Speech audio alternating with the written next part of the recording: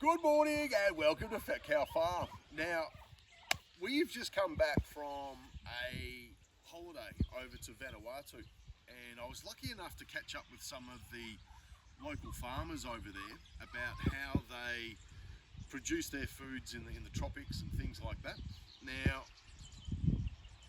they work very, very hard to get sort of nutrients and everything back into those soils that they have. So they do a lot of chop and drop, and because of the humid conditions over there, the warmth, and also the amount of rain that they have, everything decomposes so fast. It's almost like instant. You can watch it all just decompose.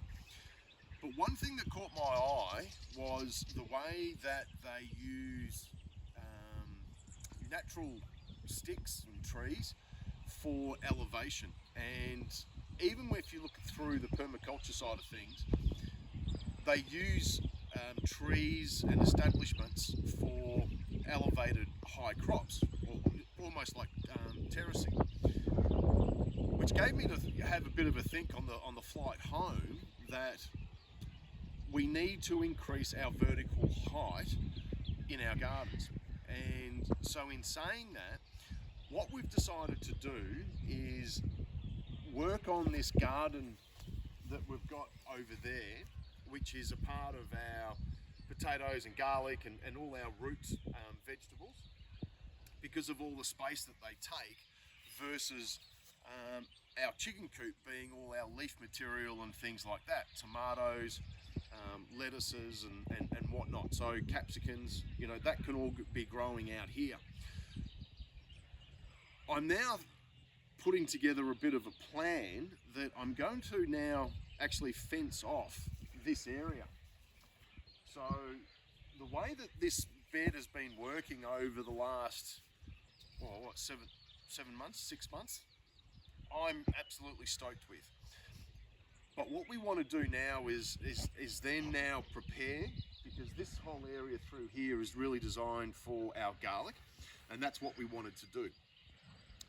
But I'm thinking now to myself, let's take it to that next level where we've got enough space here so that we can now grow a lot more outdoors. Because what I am noticing though is kangaroos and things jumping over fences and taking all the little new shoots off peach trees and things like that. So I'm now worried about all my root crops and things like that. So I'm going to try and keep them out as much as I possibly can.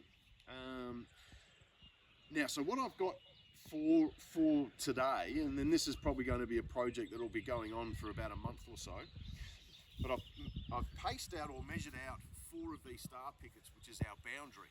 So I've got one here, one on the other side of those compost bins, and that gives us 13 metres across the face. This picket to the one down yonder is 30. So the plan being is that from this post to that post, we're just going to have a standard farm fence. So it's going to be meshed and just have one top straining wire. And so what we're then going to do is then plant out a vertical hedge, so to speak. So things like mainly our berries, so we've got raspberries all down this line here, which will then give me vertical space, but also a visual barrier for kangaroos and things coming in. This side here across the face, there will be a central gate so that we can use our trailer and things like that to unload our goat muck and things like that, drive up and down with the little 4x4 cart and trailer, so that we can harvest produce and things like that. So, what we've got here is it'll probably end up being like a 2-metre gate or something up there. So we've got, a space here. This may be all blueberries in pots, large pots. On the other side, another sort of climber of some description. Maybe we use those as annuals, so something like capsicums and pumpkins and things like that, and when they start producing the fruit, I want to try actually hanging the fruit off the farm fence itself, because I did find that where the pumpkins and things like that were sitting on the ground, they were really becoming a lot more ripe than the rest of the pumpkin, and I had some dramas with that, so I want to try and keep them off the ground. Running down another 30-metre length could be something else, and something else, and then I've got something, you know, another 13-metre run at the very back there. So what we're going to do is make like a pseudo hedge, so to speak, and maybe I've got some grapes, this old trellis here, I'll remove all that and remove those grapes, and I can get a grape. These are red grapes and also whites. So at very, very young infant stages, but at least over time, that will then start trellising up. You know, we might even look at an idea of maybe a spalia of some sort of fruit tree or something like that, just to give us that visual barrier that we need. And so in here, you know, what we can do now is the same sort of principle as what we've done in the chicken coop, is that I can grow root vegetables in one, i.e. garlic. I can then do another one with potatoes. I can do another one with carrots and parsnips and things like that, and onions, long-term growing periods. And then I'll have another area, so basically 4 beds, so to speak, and then one will just be resting. So that'll constantly have a cover crop on it, which we'll have to mechanically cut and drop rather than let the chickens in. And then I can rotate. So we'll always have 1 at rest, or maybe 2 at rest, maybe 1.5 or 2.5 at rest, and then we can sort of rotate around and doing it that way. So that's the plan, but the idea really came from more of a vertical space, and so also with the idea of trying to eliminate predators, i.e. the kangaroos and things like that.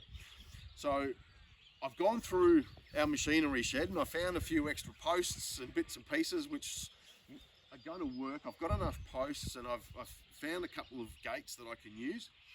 I won't have enough mesh, so that will then come at a later stage, and then also star pickets.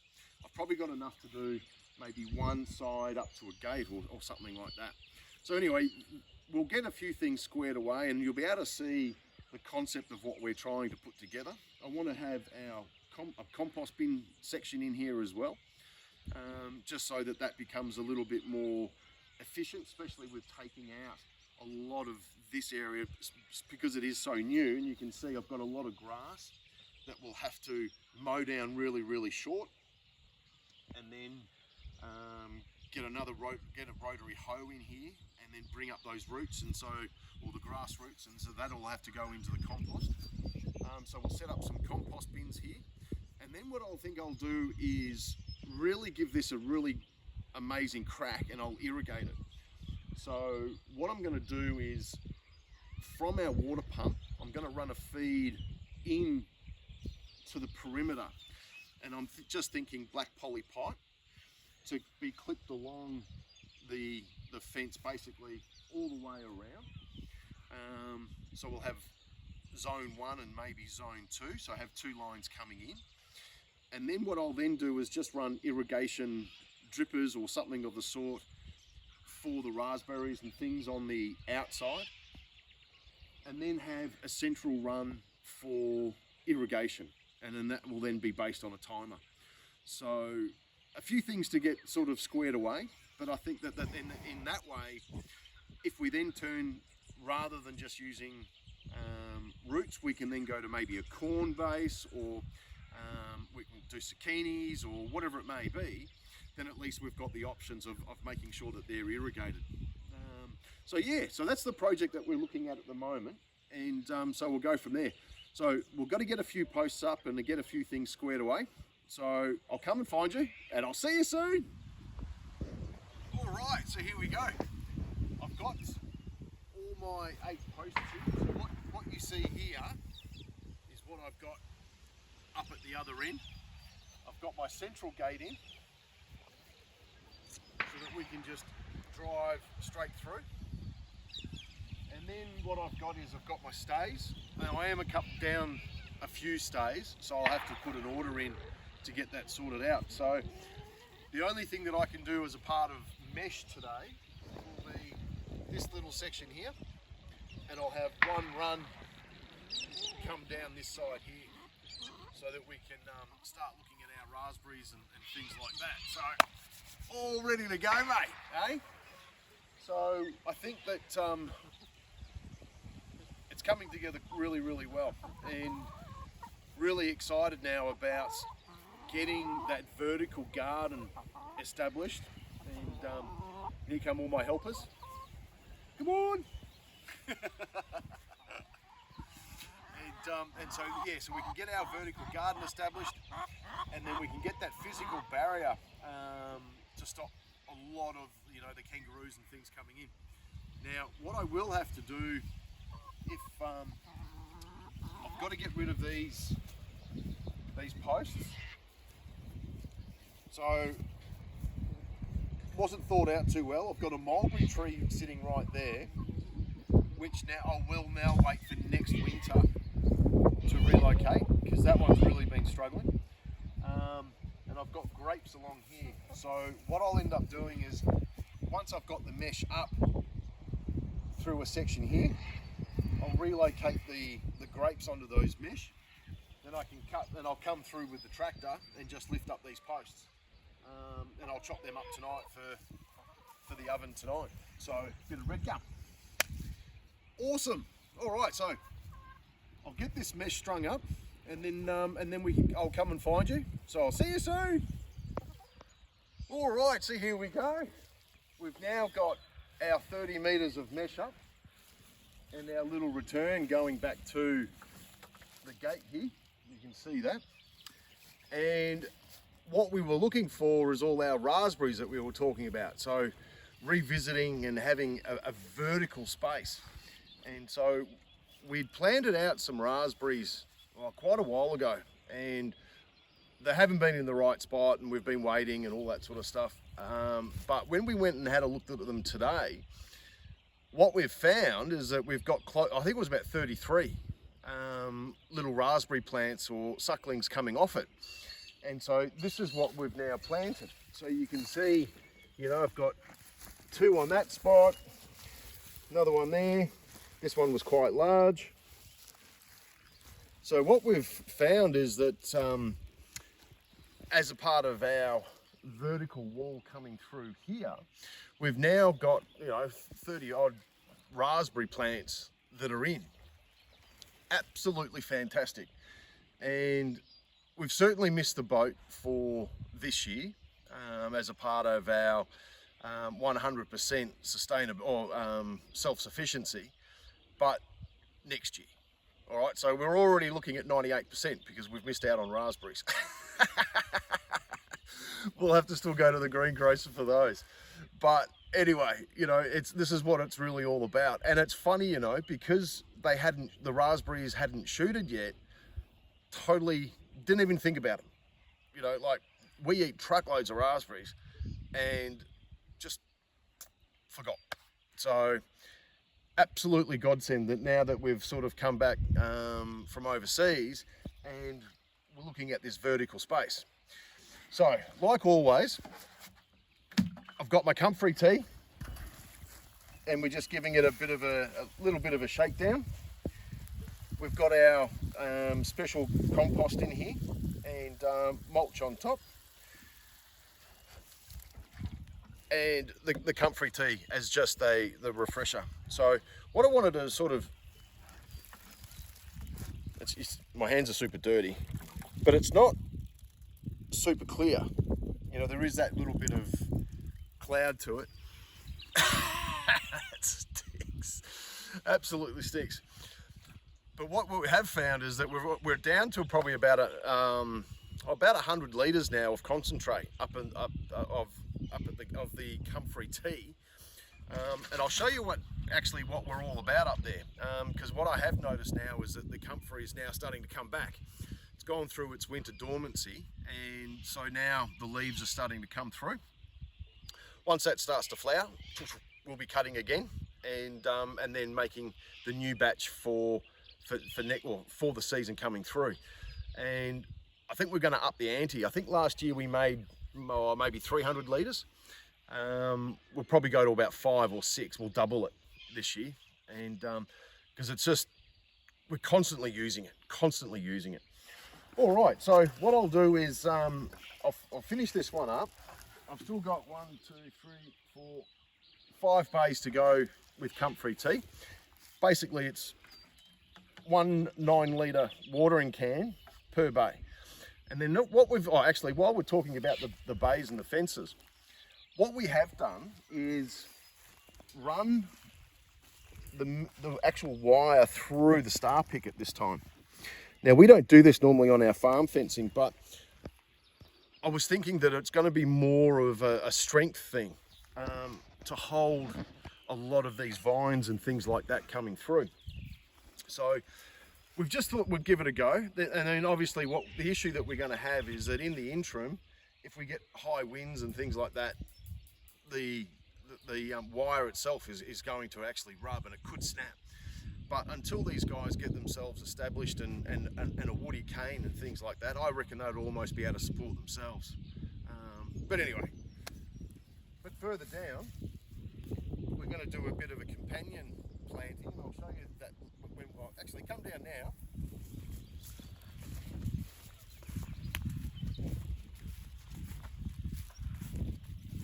We've just got a thought we would try some pumpkins. And so what we've done is we've still got our raspberries running through, and this is where the raspberries sort of ended. So with the pumpkins, we're going to sort of train these up to run along the fence also. Now, we can't remember if these are the blue pumpkins or the butternut pumpkins, or the Dutch hook.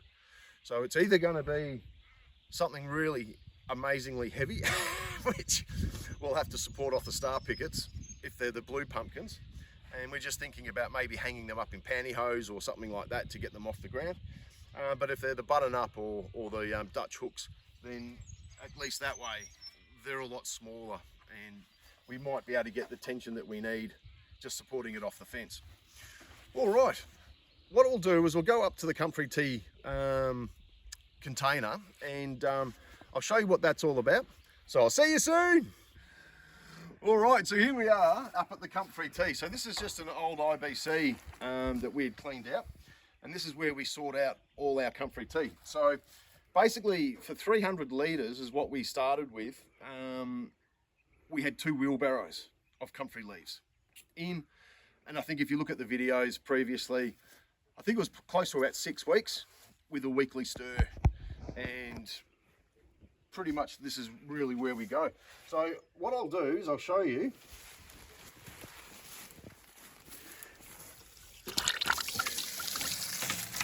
See, it's not super dark. It's actually quite a light tea colour, I suppose. And so just remembering that you've got your 10%, that's probably a little bit more, that's about 20%. We'll top that up with water, and I just can't talk enough about how good this stuff is. Absolutely amazing. And so, yeah, so we use it all the time. So for all about organising a vertical garden and utilising that vertical space with different crops and things like that, and annuals and perennials, also about your Comfrey tea, like and subscribe, and I'll see you soon.